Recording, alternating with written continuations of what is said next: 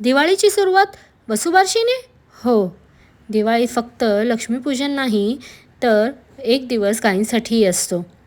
हा दिवस आहे वसुबारस किंवा वसुपूजनाचा, जिथे गाय आणि बछड्यांना सजवून पूजा केली जाते.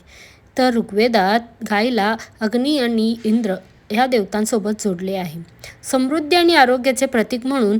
तसेच पद्मपुराणात गायीला कामधेनू म्हणतात. कामधेनू म्हणजेच इच्छापूर्वी करणारी गाय. कश्यप ऋषीच्या कथेनुसार गायींचा पूजा केल्याने घरात समृद्धी येते, वाईट शक्तींचा नाश होतो. गायींना स्थान घालून हळद कुंकू लावले जाते.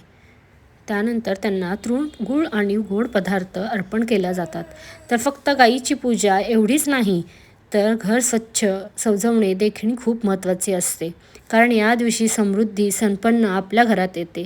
तर त्या दिवशी गायीसोबत तुमच्या घराचे सौंदर्य वाढवा, थोडं गोड पदार्थ द्या आणि समृद्धीचं आमंत्रण द्या.